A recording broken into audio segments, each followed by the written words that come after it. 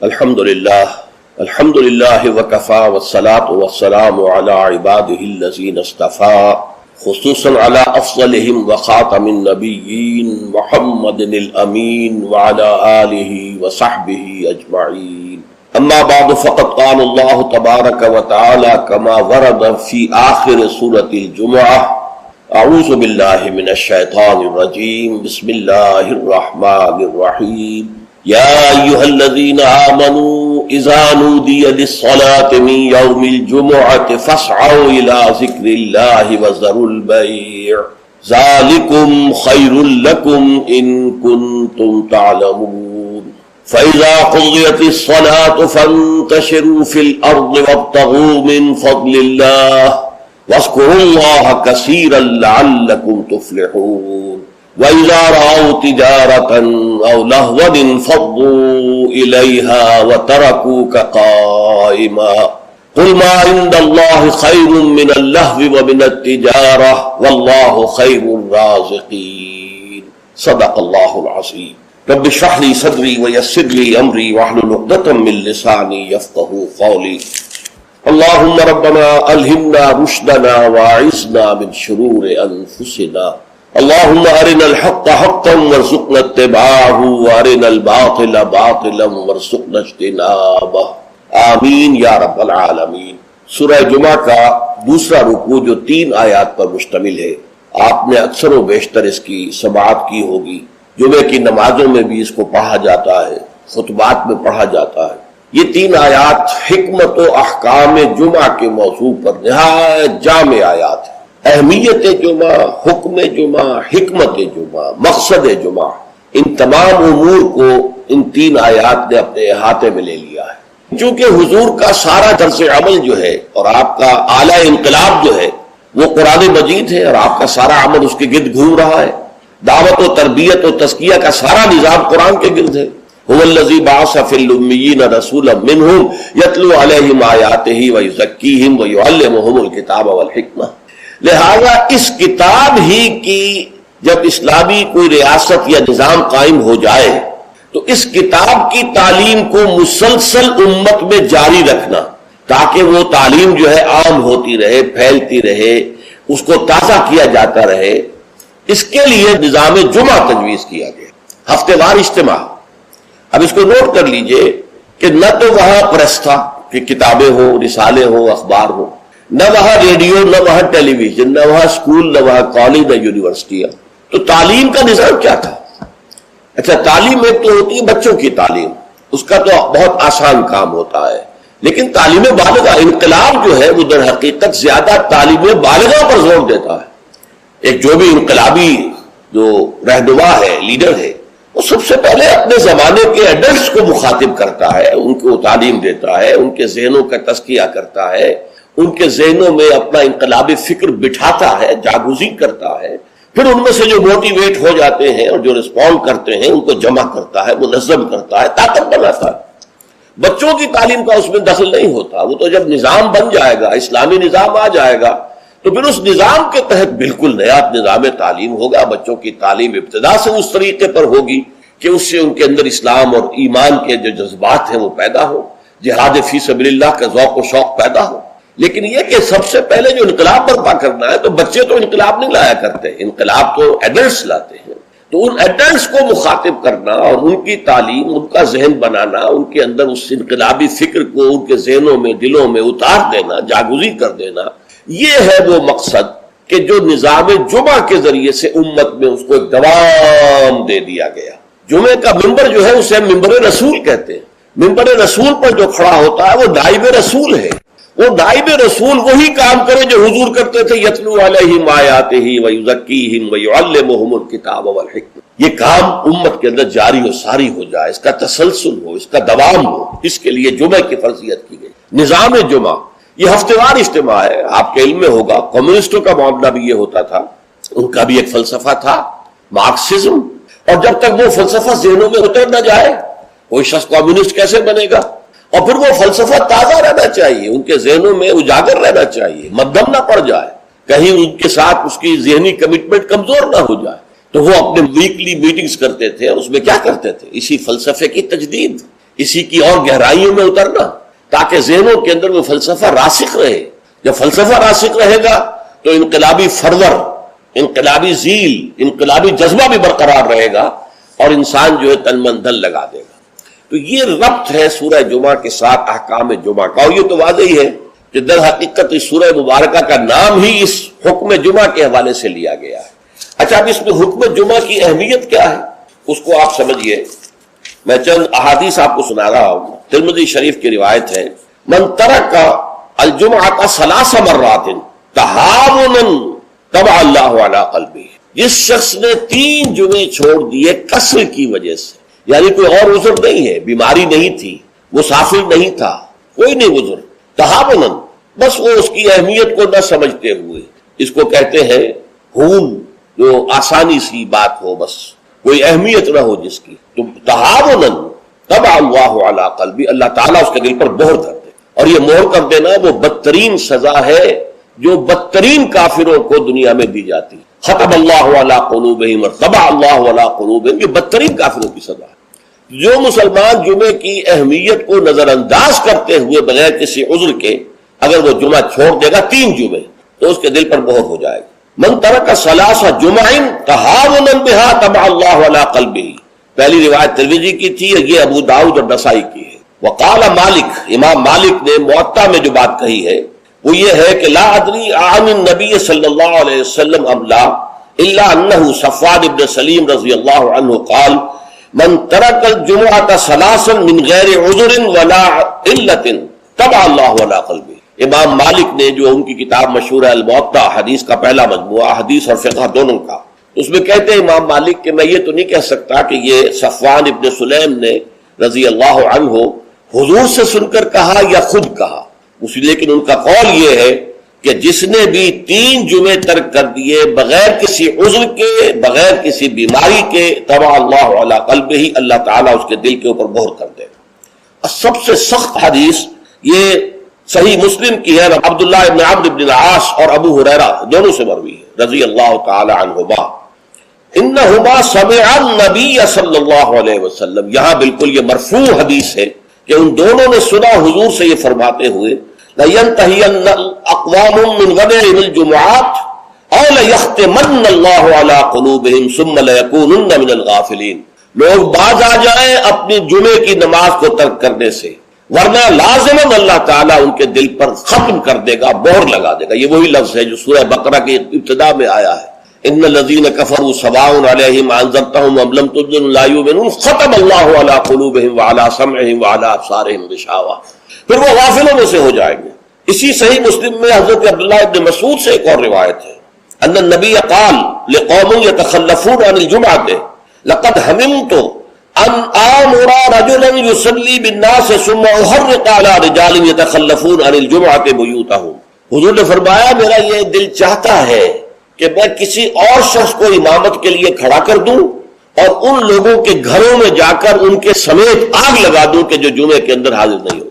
اب آپ ایک طرف حضور کی شخصیت کو دیکھیں، آپ کے اندر نرمی تھی، رقت تھی، شفقت تھی، محبت تھی، رأفت تھی، لیکن دوسری طرف سختی کا یہ عالم ہے کہ جمعے کی اہمیت، تاکہ معلوم ہو جائے کہ جمعے کی اہمیت کیا ہے.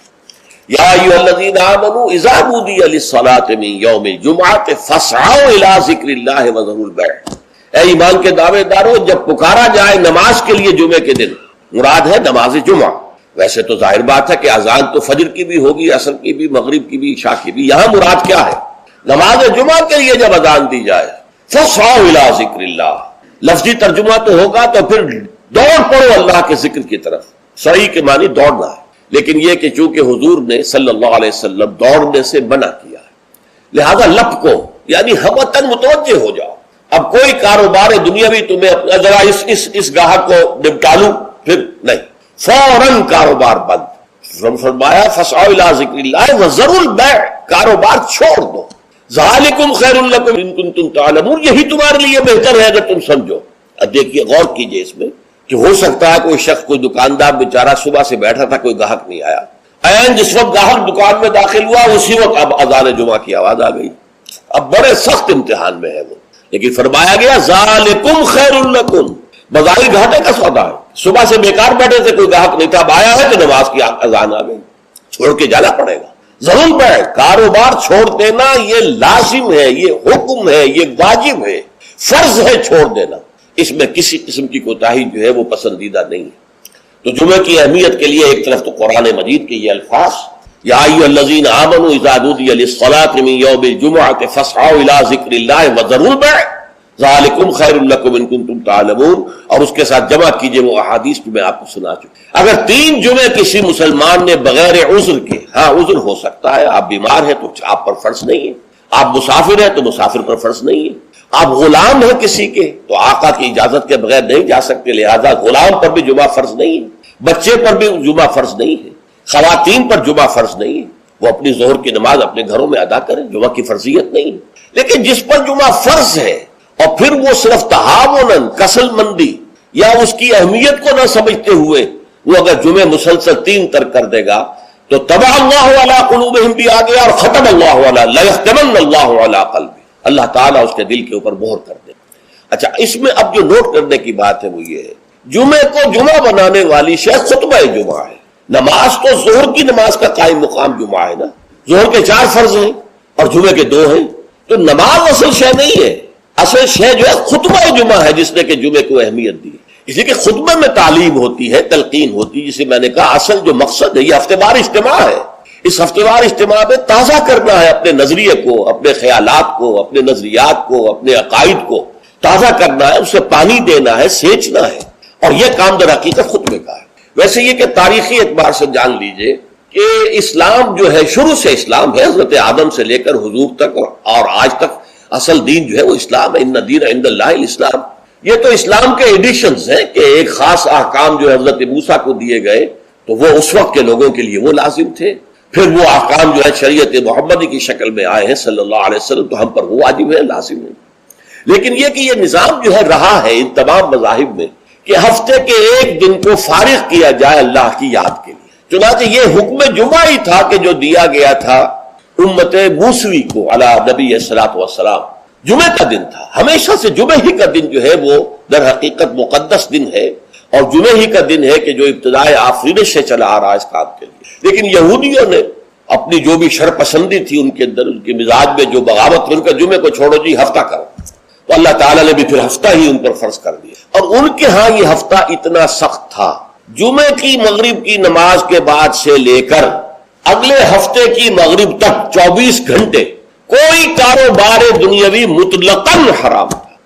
آج بھی امریکہ کے اندر جو لوگ رہتے ہیں، جو کہ پریکٹسنگ جیوز ہیں، جن کے وہ لمبے لمبے بال ہوتے ہیں، ادھر زلفیں ہوتی ہیں، اور انہوں نے لمبے لمبے کوٹ سے رنگ کے پہنے ہوتے ہیں، اور فیلٹ ہیٹ ہوتا ہے ان کا خاص طرز کا سیاہ رنگ کا.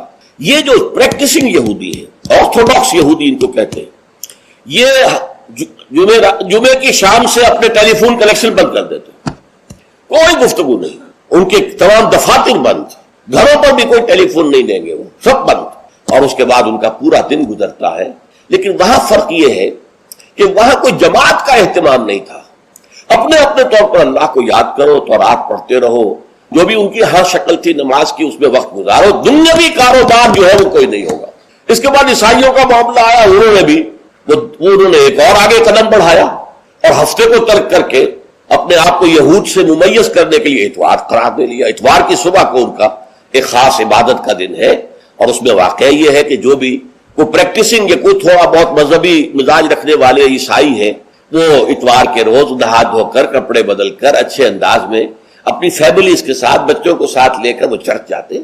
وہاں ان کی جو بھی نماز ہے وہ نماز پڑھتے ہیں، ان کا جو بھی پادری ہے وہ خطبہ دیتا ہے، سربند ہوتا ہے. تو یہ ان کے لیے اتوار کا دن.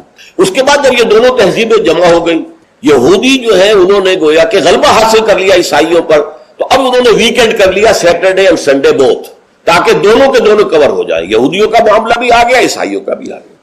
حضور صلی اللہ علیہ وسلم کی امت کے لیے 2 کام کیے گئے، ایک تو گویا کہ منفی ہوگا، ایک مثبت ہوگا. منفی کام یہ کہ پورے دن جمعے کے کاروبار کو حرام نہیں کیا گیا، بلکہ حرام کاروبار ہے صرف اذان جمعہ سے لے کر جمعے کی نماز کے ادا ہو جانے تک، بس. اس دوران میں کاروبار دنیاوی مطلقاً حرام. کوئی کاروبار آپ جائز سے جائز کاروبار کر رہے ہیں، صحیح سے صحیح کاروبار کر رہے ہیں، لیکن وہ بھی حرام ہے اس وقت اگر آپ نے کیا ہے جبکہ جمعے کی اذان ہو چکی ہے اور جبکہ نماز ابھی ادا ہو رہی ہے. اس دوران حرام. لیکن باقی دن کے اندر حرمت نہیں رکھی ہے. البتہ میں ابھی آپ کو بتاؤں گا. تشویق یہ ہے کہ صبح سے لے کر جمعے تک کا وقت جو ہے یاد الہی میں بسر کیا جائے. تشویق اور ترغیب ہے. اس لیے کہ اگلی آیت میں ہم پڑھیں گے کہ جب جمعہ کی نماز ادا ہو چکے تو تم منتشر ہو سکتے ہو زمین میں اور جاؤ اور اپنے کاروبار میں لگ جاؤ. لیکن جمعہ سے قبل کے بارے میں کچھ نہیں کہا. نہ تو یہ کہا کہ کاروبار نہیں کر سکتے، نہ یہ کہا کہ کرو جاؤ تمہیں اجازت ہے. نہیں، وہاں سکوت اختیار کیا قرآن نے. فَإِذَا قُضِيَتِ الصَّلَاةُ فَانتَشِرُوا فِي الْأَرْضِ وَابْتَغُوا مِن فَضْلِ اللَّهِ. جب نماز ادا ہو چکے تو تم زمین میں منتشر ہو سکتے ہو. یہاں پر بھی اگرچہ وجوب کا لفظ آیا ہے کہ فانتشروا، منتشر ہو جاؤ، لیکن یہاں جو ہے مانا ہے تمام علماء نے کہ یہ وجوب جو ہے یہ کسی شے کی فرضیت کے لیے نہیں ہے کہ لازماً جمعے کے بعد منتشر ہو جانا ضروری ہے، بلکہ استحباب ہے، جا سکتے ہو، اجازت ہے، مباح ہے. کاروبار کی حرمت کا معاملہ ختم ہو گیا جیسے ہی جمعے کی نماز ادا ہو چکی. اب آپ جائیں، اپنے دفتر میں جائیں، اپنے کاروبار میں جائیں، اپنی دکان پر جائیں، کوئی اعتراض نہیں. لیکن یہ ہے کہ جہاں تک پہلے کا وقت ہے اس کے بارے میں کوئی بات نہیں آئی. یہ احادیث میں آئی ہے اور اسے تبکیر کہتے ہیں. پسندیدہ یہ ہے کہ جمعے کی صبح ہی سے انسان جو ہے وہ اس کام میں مصروف ہو جائے جو کام یہودیوں کے ہاں تھا پورے یوم سبت میں. اسے تبکیر کہتے ہیں. ایک حدیث موجود ہے حضور صلی اللہ علیہ وسلم کی تشویق کے ترجمے میں. حضرت مالک لائے ہیں اسے ان مولا ابی بکر ابن عبد الرحمن ابن ابی صالح سمان عن ابی ہریرہ ان رسول اللہ صلی اللہ علیہ وسلم قال من اغتسل یوم الجمعۃ غسل جنابت. جس شخص نے جمعے کے روز غسل کیا، وہ جو کہ ناپاکی جنابت کی حالت میں غسل کیا جاتا ہے، کمپلیٹ غسل، اچھی طرح غسل. ثم راح فی الساعۃ الاولی، پھر جو شخص پہلی گھڑی میں پہنچ گیا مسجد میں، فکانما قرب بدنۃ، تو ایسے ہے کہ جیسے اس نے ایک اونٹ قربان کیا اللہ کی راہ میں، صدقہ دیا. ومن راح فی الساعۃ الثانیۃ، جو دوسرے گھنٹے میں دوسری گھڑی میں گیا، فکانما قرب بقرۃ، تو ایسے ہے جیسے کہ ایک گائے اس نے اللہ کی راہ میں صدقہ کر دی اور ذبح کر دی، خیرات کر دی. ومن راح فی الساعۃ الثالثۃ، اور جو تیسری گھڑی میں تیسرے گھنٹے میں گیا، فکانما قرب بشاۃ او قرن، پھر یہ اس کے برابر ہوگا کہ گویا کہ کسی نے ایک بکری اللہ کی راہ میں ذبح کر دی، صدقہ کر دی، یا کوئی میڈھا کر دیا. ومن راح فی الساعۃ السابعۃ، اور جو گیا چوتھے گھنٹے میں چوتھی گھڑی میں، فکانما قرب دجاجۃ، تو یہ اس کے برابر ہے کہ گویا کہ اس نے ایک مرغی جو ہے اللہ کی راہ میں دے دی، خیرات کر دی. ومن راح فی الساعۃ الخامسۃ، اور جو پانچویں ساعت میں گیا، فکانما قرب بیضۃ، تو وہ ایسے ہے گویا کہ اس نے ایک انڈا اللہ کی راہ میں خیرات کر دیا.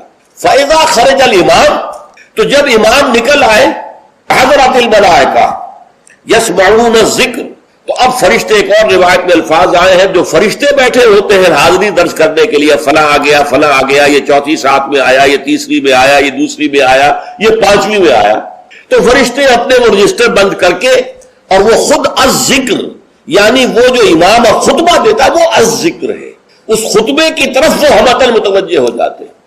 چنانچہ ایک تو یہ بات جان لیجئے کہ اس کے بارے میں امام الہند حضرت شاہ ولی اللہ دہلوی رحمۃ اللہ علیہ کی رائے ہے کہ اس سے مراد یہ نہیں ہے کہ فجر کی نماز کے بعد طلوع آفتاب کے بعد پہلا گھنٹہ، پھر اس کے بعد دوسرا، پھر اس کا تیسرا، پھر اس کا چوتھا، پانچواں، بلکہ یہ زوال کے بعد سے خفیف ساعات ہے. یعنی زوال سے وقت شروع ہوا، سورج جو ہے وہ نصف النہار سے ذرا ڈھلکا لدنو کی شمس، تو اس کے ساتھ ہی جمعے کا وقت شروع ہو گیا.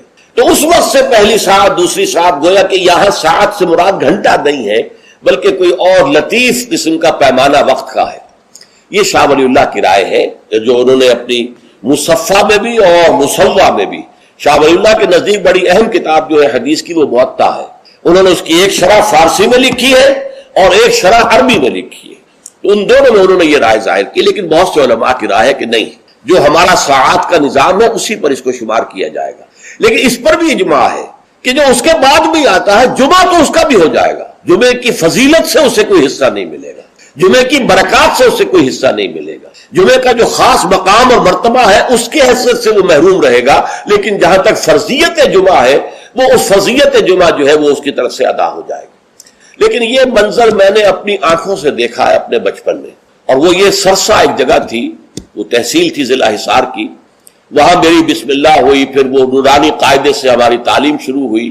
تو تو جس مسجد میں یہ سارا کام ہو رہا تھا بڑے مرکزی مقام پر وہ مسجد تھی، کبھی کبھی اب بھی مجھے خواب میں وہ مسجد آتی ہے، اور اس مسجد میں جمعے کے دن میری اپنی جو مشاہدے کی بات ہے کہ یوں سمجھیے اشراق کے بعد سے لوگوں کی آمد شروع ہو جاتی اور دیہات سے لوگ آیا کرتے تھے. وہاں ایک خاص قوم تھی، غالباً وہ ارائی تھے، اس ارائی علاقے کے ارائیوں کو وہ پچادے کہتے تھے، جیسے کہ راجپوتوں کو رانگڑ کہا جاتا ہے، لیکن یہ کہ وہ لوگ آتے تھے اونٹوں پر سوار ہو کر، آس پاس صحرا کا علاقہ تھا، سفید کپڑے، سفید کرتے، سفید ان کے تہبند اور سفید ان کے صافے، اونٹوں کے اوپر سوار چلے آ رہے. اس لیے کہ دیہات میں جمعہ نہیں ہوتا، اور اس وقت اس پر سختی کے ساتھ عمل ہوتا تھا کہ اصل میں جمعہ جو ہے وہ شہر میں ہے. تو وہ آتے تھے اور مسجد جو ہے وہ بس صبح ہی سے بھر جاتی تھی. کہیں ایک جگہ کوئی شخص کھڑا واز کہہ رہا ہے، کچھ لوگ اس کے گرد جمع ہے، کہیں کوئی شخص بیٹھے ہوئے قرآن خود ہی پڑھ رہا ہے، کوئی نوافل پڑھ رہا ہے. یہ نقشہ میں نے اپنی آنکھ سے دیکھا ہے، بچپن کا یہ نقشہ. اب وہ معاملہ ختم ہو گیا، بالکل ختم ہو گیا. اب تو بھاگ دوڑ کر کے جو ہے وہ لوگ جمعے میں پہنچتے بھی اس وقت ہے جبکہ وہ عربی کا خطبہ شروع ہونے والا ہو، اس لیے کہ عام طور پر تقریروں کے اندر کوئی خاص مواد ہوتا نہیں ہے، یا فرقہ واریت کی تبلیغ ہو رہی ہوتی ہے، یا سیاسی مسائل کے اوپر دھواں دار تقریریں ہوتی ہیں. لوگوں کو ان سے دلچسپی نہیں، تو فرض ادا کرنے کے لیے بس وہ جب خطبے کی اذان کا وقت ہوتا ہے تو اس وقت وہ پہنچ جاتے ہیں، نماز ادا ہوئی اور روانہ ہو گئے. اللہ خیر صلی اللہ. میں سب سے پہلے آداب جمعہ اس کے عنوان سے عرض کر رہا ہوں کہ جمعے کے روز غسل واجب ہے تقریباً علی کل محتلم. یہ حضور کے الفاظ یہ ہیں، غسل الجمعہ کے واجب علی کل محتلم. جو بھی بالغ ہو چکا ہے مرد، عورت پر تو ظاہر بات ہے کہ جمعہ فرض ہے ہی نہیں، جیسا کہ میں عرض کر چکا ہوں، اس کے لیے جمعے کا غسل واجب ہے. اور اندازہ یہ ہوتا ہے، میں یقین سے تو نہیں کہہ سکتا، کہ جیسے ہی جمعے کے لیے روانگی ہو اس وقت غسل کیا جائے. پھر حضور نے یہ بھی فرمایا ہے کہ اچھے کپڑے پہن کر جاؤ، دھلے ہوئے کپڑے پہن کر جاؤ. آپ نے فرمایا کہ کیا تم میں سے کسی شخص کے لیے یہ ممکن نہیں ہے کہ اپنے جو محنت کے کپڑے ہوتے ہیں، محنت یعنی جب کہ مشقت کرتا ہے، ایک لوہار بیٹھا ہوا ہے اور وہ بھٹی کے سامنے بیٹھ کر کام کر رہا ہے، پسینے آئیں گے اس سے، کپڑوں میں بدبو ہو جائے گی پسینے کی، پھر اس کے اوپر سیاہ داغ پڑے ہوں گے، میلے ہوں گے. تو یہ اس کا لباس ہے محنت کا. یا کوئی کاریگر ہے، مکان کی تعمیر میں لگا ہوا ہے، ظاہر بات ہے جب وہ یہ کام کر رہا ہے گارے کے دھبے ہوں گے، کچھ اور ہوگا. تو حضور نے فرمایا کیا ممکن نہیں ہے تم میں سے کسی کے لیے کہ ایک علیحدہ سے جوڑا جمعے کے لیے رکھ لو، وہ جمعے ہی کے صرف استعمال کیا کرو، وہ تمہارے محنت کے کپڑے نہ ہو کہ جن میں تم محنت اور مشقت کرتے ہو، بلکہ وہ علیحدہ سے ایک جوڑا ہو، اس کو فراہم کر کے رکھ لو. پھر یہ بھی فرمایا گیا کہ تیل لگاؤ، بالوں کے اندر تیل لگاؤ، دہن. اور یہ بھی فرمایا گیا کہ کوئی خوشبو ہے تو خوشبو لگاؤ. وہ سب کس لیے کہ جو ماحول ہو جمعے کا وہ معطر ماحول ہو، ایسا نہ ہو کہ پسینوں کی بدبوؤں کی وجہ سے طبیعت منغص ہو رہی ہو لوگوں کی، نہیں، بلکہ یہ کہ بڑا خوشگوار ماحول ہو، خوشبو ہو اس کے اندر، اور یہ کہ کپڑے اچھے پہن کر لوگ بیٹھے ہوئے ہوں. بلکہ اسے کہا گیا الجمعۃ عید المسلمین، یہ ہفتہ روزہ عید ہے در حقیقت. یہ مسلمانوں کو عید کی طرح اسے جو ہے وہ منانا چاہیے، سیلیبریٹ کرنا چاہیے. جیسے عید کو آپ کپڑے جو ہے غسل کرتے ہیں، صبح کپڑے بدلتے ہیں، خوشبو لگاتے ہیں، پھر جاتے ہیں مسجد کو، عیدگاہ کو، ایسے ہی معاملہ ہونا چاہیے جمعے کا. یہ عید المسلمین ہے، یہ گویا کہ ہفتے وار عید ہے مسلمانوں کی. پھر اسی میں ایک آداب میں سے یہ ہے کہ جب تم مسجد میں جاؤ تو لوگوں کو پھلانگتے ہوئے اگلی صفوں میں نہ جاؤ، بلکہ عام جو ہے ہدایت ہے وہ یہ ہے کہ بھئی پہلے اپنی صف اگلی لوگ پوری کر لے، پھر دوسری میں بیٹھے، پھر تیسری میں بیٹھے، تاکہ لوگوں کو ضرورت ہی محسوس نہ ہو. جب وہ دیکھتے ہیں کہ اگلی صف میں جگہ خالی ہے تو پھر وہ لوگوں پہ پھلانگتے ہوئے جاتے ہیں. لیکن ہر صورت پھلانگتے ہوئے یا لوگوں کو علیحدہ کر کے پھر اپنے لیے جگہ بنانا، یہ جو ہے اس سے منع کیا گیا ہے. خاموشی سے جہاں جگہ تمہیں مل رہی ہے بیٹھ جاؤ. اور پھر اسی میں سے انصات ہے، خاموش رہو، گفتگو نہ ہو. یہاں تک کہ حضرت ابو ہریرہ سے یہ روایت ہے ترمذی اور نسائی اور دوسری کتابوں کے اندر، ان رسول اللہ صلی اللہ علیہ وسلم قال اذا قلت لصاحبك یوم الجمعۃ انصت والامام یخطب فقط لغوت. دو آدمی گفتگو کر رہے، آپ تیسرے آدمی ہیں، آپ سن رہے، آپ ان سے کہتے ہیں خاموش ہو جاؤ، تو تم نے بھی لغو کام کیا. انہیں منع کرنے کے لیے بولنا بھی پسندیدہ نہیں ہے، خاموش رہو، اشارے سے کہہ دو. لیکن تم نے اگر آواز نکالی جبکہ امام خطبہ دے رہا ہے، امام کے خطبے کی طرف ساری توجہ، اس جمعے کی ساری حیثیت جو ہے وہ اسی خطبے کی وجہ سے، لہذا اس میں آپس میں گفتگویں کرنا، اس طرح کی چیزیں جو ہے وہ بالکل غلط ہیں، آداب جمعہ کے منافی ہیں. جس کی انتہا یہ ہے کہ اگر وہ آپس میں دو گفتگو کر رہے ہیں اور آپ انہیں روکنے کے لیے بھی زبان کھولیں، انصت، خاموش ہو جاؤ، تو یہ بھی فقط لغو تھا، تم نے بھی ایک لغو حرکت کی، بلکہ اشارے کنایت سے کہہ دیا جائے کہ زبان نہ کھولی جائے۔ پھر اس میں حضور کیا کرتے تھے، خطبے میں کیا کرتے تھے؟ یہ روایت جو ہے مسلم شریف کی ہے، جابر بن سمرہ رضی اللہ تعالی عنہ فرماتے ہیں کانت للنبی خطبتان، حضور کے دو خطبے ہوتے تھے، یجلس بینہما، ان دونوں کے درمیان آپ ذرا تھوڑی دیر کے لیے بیٹھتے تھے، جیسے کہ آپ کو معلوم ہے تمام امام جو ہے وہ یہی کرتے ہیں آج۔ یقرأ القرآن اور یذکر الناس، اور جمعے میں کرتے کیا تھے؟ قرآن پڑھتے تھے اور لوگوں کو نصیحت کرتے تھے، یاد دہانی کرتے۔ اب اس میں ایک بات تو سامنے آ گئی، دو خطبے ہوتے تھے، حالانکہ ہمیں معلوم ہے، تیقن کے ساتھ معلوم ہے، حضور لمبے خطبے کبھی نہیں دیتے تھے، لمبی تقریر کبھی نہیں کرتے تھے، آپ کی تقریر بالکل مختصر ہوتی تھی۔ یوں سمجھیے کہ جو ما قل و کفا خیر مما کثر و الہا، کم ہے لیکن وہ کفایت کر جائے، وہ بڑی لمبی چوڑی تقریریں جو ہے اس کی اب اس میں فائدہ کیا تھا؟ عربی زبان قرآن کی، عربی زبان حضور کی، عربی زبان آپ کے سامعین کی، لہذا اب بات صرف یہ رہ گئی کہ از دل خیزت بر دل ریزت، دل سے نکلے دل پر اتر جائے۔ ہمارا مسئلہ مختلف ہے، ہم عربی نہیں جانتے، خطبہ عربی میں ہے، اب خطبہ تو سمجھ میں لوگوں کے کچھ آتا ہی نہیں، خطبہ کے ذریعے تو جو مقصد خطبہ ہے وہ حاصل نہیں ہوتا، لہذا وہ تقریر کرتے ہیں، پہلے وعظ کرتے ہیں، اس میں بھی آپ پہلے کچھ قرآن پڑھیں گے تو ترجمہ کریں گے، وضاحت کریں گے، تب ان لوگوں کی سمجھ آئے گا۔ لیکن حضور کا معاملہ کیا تھا؟ وہ یہ کہ کان للنبی صلی اللہ علیہ وسلم خطبتان یجلس بینہما۔ اچھا، اس سے میں یہ سمجھتا ہوں، واللہ عالم، میرا گمان ہے کہ اس سے در حقیقت اشارہ اس طرف ہے کہ یہ خطبہ در حقیقت دو رکعتوں کے قائم مقام ہے، ظہر کی رکعتیں 4 اور جمعے کی رہ گئی 2، 2 رکعتوں کے قائم مقام 2 خطبے، ورنہ نہ تو حضور معاذ اللہ اتنے کمزور تھے کہ چند منٹ کھڑے ہونے کے بعد آپ کو استراحت کی اور بیٹھنے کی اور آرام کرنے کی جو ہے ضرورت ہوتی، نہ آپ کے خطبے اتنے طویل ہی ہوتے تھے، لہٰذا یہ گویا کہ علامتی ہے، اس بات کے لیے ایک علامتی اہمیت رکھنے والی بات ہے کہ یہ 2 خطبے در حقیقت 2 رکعت نماز کے قائم مقام۔ اب جیسے نماز میں آپ بات نہیں کر سکتے، اسی طریقے سے خطبے کے دوران بھی آپ بات نہیں کر سکتے، آپ کو خاموش رہنا ہے، مؤدب ہو کر پورے طریقے سے سننا ہے خطبہ۔ اس کے بعد فرمایا یقرأ القرآن ویذکر الناس، وہ قرآن پڑھتے تھے خطبے میں بھی۔ اب دیکھیے پڑھنے کا انداز کا فرق ہوتا ہے، ایک شخص قرآن پڑھ رہا ہے، ایک دوسرا شخص قرآن پڑھ رہا ہے، اس کی گہرائیوں میں اتر کر پڑھ رہا ہے، جہاں آواز بلند کرنے کی ضرورت ہے وہاں آواز بلند کرتا ہے، جہاں آواز پست کرنے کی ضرورت ہے وہاں آواز پست کرتا ہے۔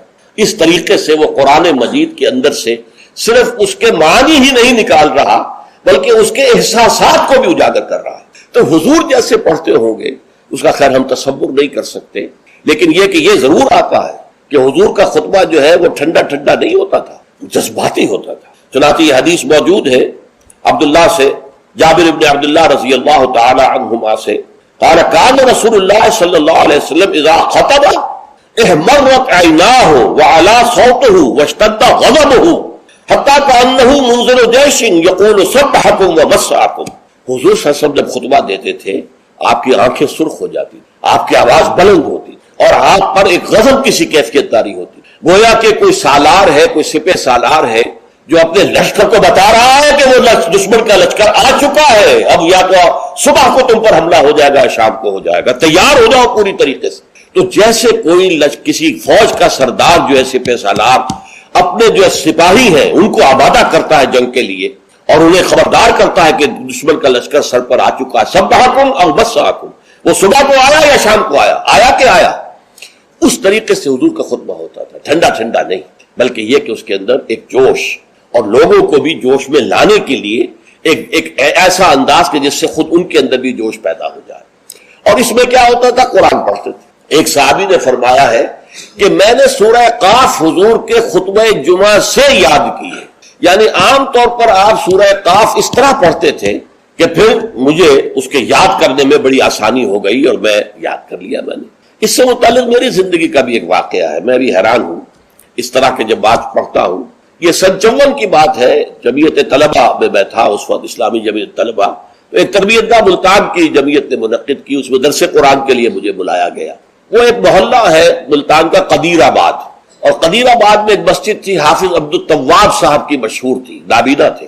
فجر کی نماز ایک روز میں نے اس مسجد میں پڑھی، اور اس کے امام نے یا خود حافظ عبد التواب تھے یا کوئی اور صاحب تھے، واللہ اعلم، مجھے نہیں معلوم، فجر میں سورہ قاف پڑھی، اس قدر عمدگی سے پڑھی، اتنی خوشالحانی سے پڑھی، اس طرح اس کو پڑھتے ہوئے مجھے اپنے اندر جو ہے محسوس ہوا کہ کوئی چیز جو ہے جنبش میں ہے، رقص جاز برہم زلد افلاک را، تو یہ تو انسان کی روح کا ایک رقص ہے کہ جو ہوتا ہے قرآن کے ساتھ۔ میں نے اسی دن سورت قاف حفظ کر لی، اسی دن، 3 رکوع ہیں، چھوٹی نہیں ہے، لیکن اسی دن میں نے حفظ کر لی، اس لیے کہ اس کا اتنا نقش مجھ پر قائم ہو چکا تھا قلب پر کہ پھر اسے یاد کرنا بہت آسان تھا۔ اسی طرح ایک مرتبہ مولانا اصلاحی صاحب کے پیچھے جمعہ پڑھا، انہوں نے سورہ قیامہ پوری کی پوری اس خطبے کے پہلے خطبے کے اندر پڑھی اور وہ مجھے یاد ہو گئی۔ تو اس طریقے سے یہ پڑھنے میں زمین و آسمان کا فرق ہوتا ہے، جو بھی انداز ہے قرآن کا اس کو صحیح طور پر، ورنہ ہمارے یہاں یہ بھی ہے کہ حسن قرات کے لیے جو قواعد مقرر ہو گئے ہیں اس کے تحت پڑھے جاتا ہے تو اس کے اندر وہ کیفیت نہیں ہوتی، وہ جذبہ جو ہے اس سے ٹرانسمٹ نہیں ہوتا، واللہ عالم۔ بہرحال حضور کا خطبہ جو ہوتا تھا اس میں آپ جب قرآن پڑھتے ہوں گے اس انداز سے تو اس سے جو قلوب کے اوپر گہرا اثر پڑتا تھا، تو وہی ہے اصل میں کہ جو مقصود ہے، یذکر الناس، یاد دہانی کرانا۔ دیکھیے یہی وجہ ہے کس قدر گہرا ربط ہے۔ جمعے کی 2 رکعتوں میں سے ایک میں سورۃ الاعلیٰ، سبح اسم ربک الاعلیٰ، دوسری میں پھر هل اتاک حدیث الغاشیہ، سورہ غاشیہ۔ کیوں؟ اس لیے کہ دونوں میں تذکیر کا حکم ہے، تذکیر، فذکر ان نفعت الذکریٰ سیذکر من یخشی ویتجنبها الاشقی۔ اے نبی آپ تذکیر کرتے رہیے، آپ تذکیر کرتے رہیے، اور وہ تذکیر جو ہے وہ مفید ہو جائے گی ان لوگوں کے لیے جن کے اندر کچھ بھی ربق ہے ایمان کی، اس تذکیر سے ان کا ایمان تازہ ہو جائے گا اور ان کے اندر جو ہے وہ ایمانی جذبات و کیفیات جو ہے وہ اثر نو پوری بہار پر آ جائے گی۔ اسی طریقے سے فذکر، سورہ غاشیہ میں فرمایا فذکر انما انت مذکر لست علیہم بمسیطر۔ اے نبی آپ یاد دہانی کرائیے، اور آپ جو ہے ان کے اوپر کوئی ٹھیکیدار تو نہیں ہے، کوئی ان کے اوپر آپ کوئی ذمہ دار نہیں بنا دیے گئے، کوئی داروغہ نہیں بنا دیے گئے کہ لازماً آپ انہیں ہدایت پر لے آئے، لیکن یاد دہانی کرائیے، شاید ان کے دل کے اندر سوئی ہوئی روح جو ہے وہ بیدار ہو جائے اور وہ روح جو ہے وہ رقص میں آ جائے قرآن مجید کو سن کر۔ تو یہ تذکیر کا حکم دونوں میں ہے، اور وہی 2 صورتیں ہیں جو حضور پڑھتے تھے۔ کبھی تو پڑھتے تھے فجر میں، فجر میں عام طور پر سورہ سجدہ پہلی رکعت میں اور سورۃ الدہر دوسری رکعت میں، لیکن نماز جمعہ میں عام طور پر سورۃ الاعلیٰ اور سورۃ الغاشیہ۔ تو کیا آپ کرتے تھے؟ یذکر الناس، لوگوں کو یاد دہانی کرتے۔ تو یہ ہے جمعے کے آداب کے ضمن میں، اور جمعے کا جو مقصد ہے جو معلوم ہوا حضور صلی اللہ علیہ وسلم کے آپ کے عمل مبارک سے، کہ یہ تذکیر ہے۔ تذکیر کسے کہتے ہیں؟ یاد دہانی۔ آپ کو اپنا مقصد زندگی دوبارہ یاد ہو جائے، تازہ ہو جائے۔ ہمارے لیے مقصود اللہ کی رضا ہے، دنیا کی کوئی شے مقصود نہیں ہے، مطلوب نہیں ہے۔ دنیا بس ضرورت کی شے ہے، برتنے کی شے ہے۔ زندگی اور جان کا رشتہ قائم رکھنے کے لیے جو ضروری ہے وہ ہمیں حاصل کرنا ہے، لیکن یہ کہ اس سے زیادہ نہیں۔ مطلوب، لا مطلوب الا اللہ، لا مقصود الا اللہ، لا محبوب الا اللہ۔ مطلوب و مقصود و محبوب حقیقی اللہ کے سوا کچھ۔ پھر یہ کہ ہمارا فرض ہے اللہ کے لیے جہاد کرنا، جانے دینا، اپنا مال خرچ کرنا، اس کی صلاحیت جو ہے پیدا کرنا اپنے اندر، یہ ہمارے اوپر فرض ہے، لازم ہے۔ یہ دونوں چیزیں تازہ ہوتی رہیں۔ اگر کہیں کوئی گردہ غبار آ گیا ہے ماحول کے اثرات سے، یہ دھندلا سا گیا ہے اگر آئینہ دل، تو اسے پھر صاف اور شفاف کر لیجئے جمعے کے خطبے کے ذریعے سے۔ تو یہ گویا کہ وہ اسلامی انقلابی جماعت جس کو حزب اللہ کہا گیا قرآن مجید میں، تو یہ حزب اللہ کا ہفتے وار اجتماع ہے۔ اس ہفتے وار اجتماع میں حزب اللہ اپنے بنیادی فکر کو تازہ کرتی اور اس کے ضمن میں مزید تعلیم اور تربیت کا جو نظام ہے حضور کا، اس کا ایک تسلسل ہے کہ جو جاری رہتا ہے۔ اچھا، اب یہاں فرمایا فَإِذَا قُضِيَتِ الصَّلَاةُ فَانْتَشِرُوا فِي الْأَرْضِ۔ اب اس سے بھی ایک لطیفہ ہے میری زندگی کا بڑا عجیب۔ میں جب بلڈمری میں تھا، شاہیوال جو کہلاتا ہے، تو وہاں ہمارے محلے ہی میں رہتے تھے ایک صاحب جو بڑے کٹر پرویزی تھے، اور پرویز صاحب کا موقف یہ ہے کہ صلاۃ کے معنی ہے معاشرہ قائم کرو، اسلامی معاشرہ۔ یہ نماز کو انہوں نے خامخواہ صلاۃ کہہ دیا ہے۔ اچھا، وہ آدمی تھے بہت نیک، وہ سول انجینئر تھے، اور وہ جو کمیٹی ہوتی ہے جو میونسپل کمیٹی، تو وہ میونسپل انجینئر تھے اور بہت نیک تھے، اور شہرہ تھا ان کا کہ وہ بہت ہی یعنی رشوت وغیرہ سے بالکل بری ہے۔ تو میرے دل میں بھی ان کی عزت تھی، لیکن یہ کہ بہرحال اختلاف تھا کہ وہ پرویزی تھے۔ ایک دفعہ گفتگو ہو رہی تھی تو انہوں نے بڑے چیلنجنگ انداز میں مجھ سے کہا، اچھا مجھے کوئی ایک آیت قرآن کی بتا دو کہ جس میں صلاۃ کا ترجمہ معاشرہ نہ کیا جا سکے۔ پہلے تو میں مرعوب سا ہو گیا کہ جس قدر تیقن کے ساتھ انہوں نے بات کی ہے، شاید واقعی قرآن میں ایسی کوئی آیت نہ ہو کہ جس کا ترجمہ جو ہے، جہاں پر ترجمہ صلاۃ کا جو ہے وہ معاشرہ نہ کیا جا سکے، لیکن بجلی سے کون دی اللہ کی طرف سے میرے دماغ میں، اور یہ آیت سامنے آ گئی، فَإِذَا قُضِيَتِ الصَّلَاةُ فَانتَشِرُوا فِي الْأَرْضِ۔ اب یہاں معاشرہ مانی لیں گے تو معاشرے کو تلپٹ کر کے ختم کر کے پھر منتشر ہو جاؤ، فساد پیدا کرو، یہ اس کے معنی ہے۔ مجھے آج تک یاد ہے، میں نے کہا یہاں تو نماز، یہ فَإِذَا قُضِيَتِ الصَّلَاةُ، جب پوری ہو چکے نماز یا پورا ہو چکے صلاۃ، یا تو کوئی عمل جو ہے وہ ہو سکتا ہے کہ جو ختم ہو جائے۔ معاشرہ مراد لیں گے تو مطلب معاشرے کو ختم کر دو، تلپٹ کر دو، کیوس کر دو۔ کوئی جواب نہیں تھا ان کے پاس۔ میں نے کہا شریف آدمی تھے، یہ نہیں کہ خام خواہ کو الجھے، بالکل خاموش ہو۔ تو یہ ہے فَإِذَا قُضِيَتِ الصَّلَاةُ، جب نماز ادا ہو جائے، فَانتَشِرُوا فِي الْأَرْضِ، تو زمین میں منتشر ہو سکتے ہو، لازم نہیں ہے۔ بہت سے نیک مسلمانوں کو میں نے دیکھا ہے جمعے کے بعد سے عصر تک بیٹھے رہتے مسجد کے اندر اللہ کی یاد۔ تو یہ نہیں ہے کہ حکم ہے، وہ حکم کی خلاف ورزی کر رہا، نہیں۔ ہاں جا سکتے ہو، اگر جاؤ، تمہارا کاروبار ہے، تمہاری دکان ہے، کوئی تمہارا دفتر ہے، اس میں جانا ہے جاؤ۔ فَانتَشِرُوا فِي الْأَرْضِ وَابْتَغُوا مِنْ فَضْلِ اللَّهِ، اللہ کا فضل تلاش کرو۔ اب یہاں یہ بہت اہم مقام ہے کہ مراد ہے رزق، لیکن رزق کو اللہ کا فضل قرار دیا جا رہا ہے۔ اس کو سمجھ لیجئے، یہ اسلام کا جو معاشی فلسفہ ہے، اس کے جو فلسفیانہ اصول ہیں، ان میں سے ایک اصول یہ ہے کہ چاہے محنت تم نے کی ہے، کھیت میں ہل تم نے چلایا ہے، بیج تم نے ڈالا ہے، اس کو سینچا تم نے ہے، پھر فصل جو ہے اس کی حفاظت تم نے کی ہے، پھر فصل کاٹی ہے، پھر تم دانے گھر لائے ہو، پھر ان کو پیسا ہے، پھر ان کی روٹی پکائی ہے، یہ سب کچھ تم نے کیا، لیکن اسے اللہ کا فضل سمجھو، اپنا کسب نہ سمجھو۔ کسب جو ہے وہ نیکی اور بدی کے لیے ہے۔ انسان نیکی کما رہا ہے، یہ اس کی کمائی ہے، بدی کما رہا ہے، یہ اس کی کمائی ہے۔ جہاں تک رزق کا تعلق ہے، یہ اللہ کا فضل ہے، اور فضل اسے کہتے ہیں جو بلا استحقاق دیا جائے، جس کا تقاضا نہ کیا جا سکے۔ جس کی مثال سادہ سی میں دیا کرتا ہوں کہ آپ نے کسی مزدور کو رکھا ہے، 8 گھنٹے اس نے کام کرنا ہے، آپ نے فرض کیجئے 100 روپے مقرر کیے ہیں اس کی مزدوری۔ دن بھر آپ نے دیکھا کہ ایک مزدور بڑی محنت سے کام کرتا، دل لگا کے کام کیا اس نے، چاہے کوئی دیکھ رہا ہو چاہے نہ دیکھ رہا ہو۔ ایک تو ہوتے ہیں وہ کوئی دیکھ رہا ہے تو کام میں لگ گئے، کوئی نہیں دیکھ رہا ہے تو بیٹھ گئے، نہیں، اس نے بڑی جی لگا کے کام کیا ہے۔ تو شام کو آپ اسے 100 روپے بھی دیتے ہیں، 10 روپے اور دیتے ہیں۔ یہ 10 روپے فضل ہے، یہ وہ ڈیمانڈ نہیں کر سکتا، ڈیمانڈ تو 100 کر سکتا تھا، 100 طے ہوئے تھے، لیکن آپ نے اپنی طرف سے بغیر اس کے کسی قانونی استحقاق کے 10 روپے اسے دے دیے، یہ فضل ہے۔ اسی طریقے سے رزق جو بھی انسان کو ملتا ہے وہ فضل ہے، اللہ اسے اپنا کسب نہ سمجھو۔ جب تم سمجھو گے یہ اللہ کا فضل ہے تو پھر دیکھو گے اللہ اس کو کس طور سے خرچ کرنا چاہتا ہے، کروانا چاہتا ہے مجھ سے، کس کس کے حقوق اللہ نے اس میں رکھے۔ تو فَابْتَغُوا مِنْ فَضْلِ اللَّهِ وَاذْكُرُوا اللَّهَ كَثِيرًا، لیکن اس میں بھی اللہ کو کثرت کے ساتھ یاد کرو۔ یہ نہ ہو کہ مسجد میں تو اللہ کا ذکر ہوا، باہر نکل گئے تو بھول گئے، نہیں، بلکہ یہ کہ جو کام کر رہے ہو اس میں کام میں تمہارے ہاتھ مصروف ہو اور دل تمہارا جو ہے وہ اللہ کے ساتھ لگا ہوا ہو، جسے آپ کہتے ہیں پنجابی میں ہتھ کارول دل یارول۔ یہ ہے ذکر کثیر، اور ذکر کثیر کا سب سے بڑا ذریعہ کیا ہے کہ جو مصنون دعائیں ہیں حضور صلی اللہ علیہ وسلم، رات کو سونے لگے ہیں تو دعا ہے، صبح اٹھے ہیں تو دعا ہے، بیت الخلاء میں داخل ہو رہے ہیں تو دعا ہے، باہر نکلے ہیں تو دعا ہے۔ ظاہر بات ہے کوئی ایکسٹرا ٹائم تو آپ کا نہیں لگ رہا، وہ کام کر رہے ہیں آپ، لیکن ہر کام کے کرتے، شیشہ دیکھا ہے، آئینہ دعا ہے، کپڑے بدلے ہیں دعا ہے، گھر سے نکلے ہیں مسجد کے لیے دعا ہے، مسجد میں داخل ہوئے تو دعا ہے، مسجد کے اندر تو ذکر ہے ہی ہے سارا، باہر نکلے ہیں تو دعا ہے، بازار میں داخل ہو رہے ہیں تو دعا ہے، بازار سے واپس آ رہے ہیں تو دعا، ہر کام کے لیے دعا ہے۔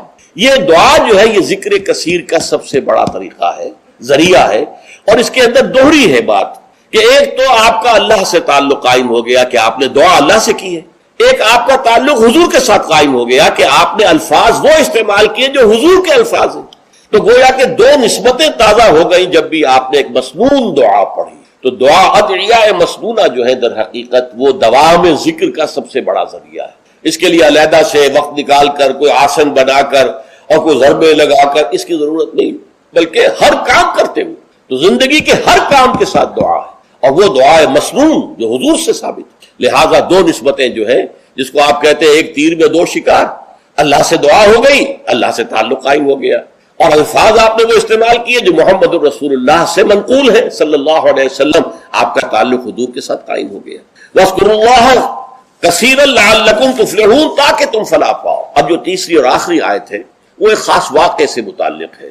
وَإِذَا رَأَوْا تِجَارَةً أَوْ لَهْوًا انفَضُّوا إِلَيْهَا، اے نبی ان لوگوں کا حال یہ ہے، ان لوگوں سے کیا مراد ہے اب یہاں معین نہیں ہے، لیکن کچھ لوگ جو بہرحال مسجد میں نماز جمعہ ادا کر رہے تھے، اذا رأوا تجارت، جب انہوں نے دیکھی کوئی تجارت، کوئی کاروبار، اور لہون، یا کوئی کھیل تماشا، کہیں سے کسی مداری کی ڈگڈگی کی آواز آ گئی، تو اب یہ ہے کہ یہ آپ کو چھوڑ کے یہ ادھر متوجہ ہو گئے، انفضوا الیہا وترکوک قائما، اور آپ کو کھڑے ہوئے چھوڑ گئے۔ قل ما عند اللہ خیر من اللہو ومن التجارہ، بڑی شدید جو اس پر سرزنش آئی، ان سے کہہ دیجئے جو اللہ کے پاس ہے وہ تجارت سے بھی اور یہ دل لگی کے کاموں سے اور یہ تفریح کے کاموں سے سب سے بڑھ کر قیمتی شے ہے، اور اللہ تعالیٰ جو ہے وہ رزق دینے والا ہے۔ تو اس کا در حقیقت یوں سمجھ لیجئے کہ ایک تو عام طور پر یہ کہا گیا ہے کہ ابتدا میں جمعہ کا خطبہ بھی نماز کے بعد ہوتا تھا، جیسے عیدین کا جمعہ بھی آج کل ہوتا ہے۔ عیدین میں آپ کو معلوم ہے 2 رکعت نماز کے بعد جو ہے وہ خطبہ ہوتا ہے، تو ابتدا میں صورت یہ تھی کہ اسی طرح جمعے کا خطبہ تھا۔ تو کچھ لوگوں نے یہ سمجھا کہ جمعہ تو ادا ہو چکا، خطبے کی اہمیت ان کے سامنے نہیں تھی، اور صورتحال یہ تھی کہ سخت قحط پڑا ہوا تھا، اجناس کی کمی تھی بازار میں، گندم جو وغیرہ دکانیں خالی تھی۔ اسی اسنا میں گھنٹیاں سی بجنے لگی، اونٹ چلے آ رہے ہیں، معلوم ہوا کوئی قافلہ آ گیا ہے اجناس لے کر، شام سے گندم لے کر یا جو لے کر یا اور چیزیں لے کر کھانے پینے کی۔ تو اب لوگوں کو فکر ہوئی جیسے کہ ہمیں ہو جاتی ہے، جلدی جائیں، پتہ نہیں سب لوگ خرید لیں اور ہم رہ جائیں، جو بھی مال آیا ہے، جو بھی اجناس آئی ہیں وہ ختم ہو جائے، ہم رہ جائیں۔ تو اس خوف سے لوگ جو ہیں حضور کو کھڑا ہوا، جبکہ ابھی آپ خطبہ دے رہے تھے، اور اگر واقعتاً وہ بات صحیح ہے کہ نماز ادا ہو چکی تھی تو خطبہ جو ہے وہ بات کی انہوں نے اضافی شے سمجھی، اس کی کوئی اہمیت نہ سمجھی، وہ چلے گئے۔ تو میں اسی روایت کو زیادہ صحیح سمجھتا ہوں کہ جمعہ جو ہے وہ ابتدا کے اندر جمعے کا خطبہ بھی نماز کے بعد ہوتا تھا، تو لوگ چلے گئے۔ انفضوا الیہا وترکوک قائما، میرے نزدیک یہ کہ اگر نماز ادا نہ ہوئی ہوتی تو مجھے گمان نہیں ہے کہ کوئی ایک شخص بھی وہاں سے نکلتا۔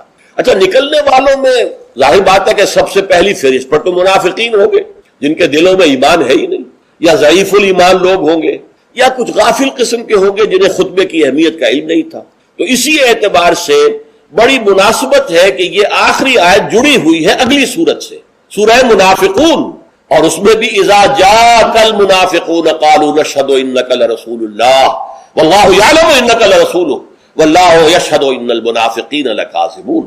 تو گویا کہ یہ اس طریقے سے جڑ گئی ہیں دونوں صورتیں، سورہ جمعہ اور سورہ منافقون، اور حضور صلی اللہ علیہ وسلم اسی وجہ سے کبھی کبھی سورہ جمعہ اور سورہ منافقون فجر میں پڑھتے تھے۔ اکثر تو میں بتا چکا ہوں کہ سورہ سجدہ اور سورہ دہر، لیکن کبھی کبھی سورہ جمعہ اور سورہ منافقون پڑھتے تھے، کیونکہ یہ آپس میں جڑی ہوئی۔ وَإِذَا رَأَوْا تِجَارَةً أَوْ لَهْوًا انفضوا إِلَيْهَا، اب یہاں پر لوگوں کی ہدایت کے لیے لہو کا لفظ بھی اضافہ کر دیا گیا۔ جو واقعہ میں نے بیان کیا اس میں صرف یہ کہ گندم یا کچھ اور جو ہے وہ اجناس جو ہے ان کی کمی تھی، اور اس وقت وہ قافلہ آ گیا تو بہت سے لوگ ادھر متوجہ ہو گئے، اور حضور کا جو خطبہ جاری تھا اس کی پرواہ نہیں۔ اس پر سرزنش کی گئی۔ اس سے اضافی فائدہ کیا ہوا کہ خطبے کی اہمیت واضح ہو کہ نماز جمعہ تو ہے ہی خطبے کے لیے، ورنہ نماز تو تم ظہر کی پڑھتے ہو، 4 رکعتیں پڑھتے ہو، اور یہاں تم نے 2 رکعتیں پڑھی۔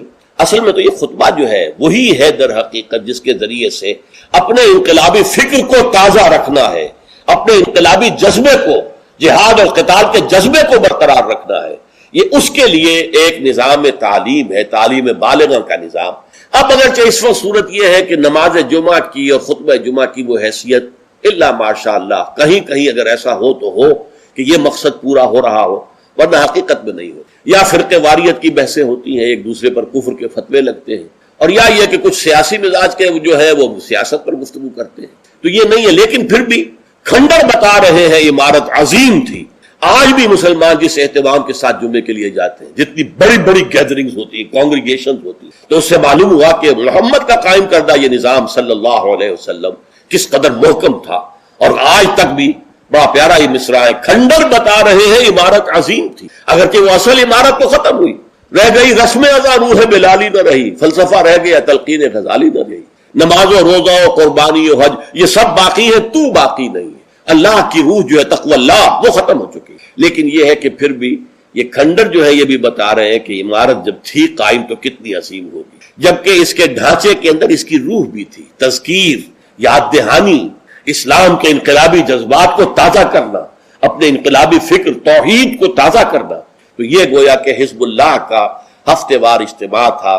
بارک اللہ لی ولکم فی القرآن العظیم ونفعنی وإیاکم بالآیات والذکر الحکیم۔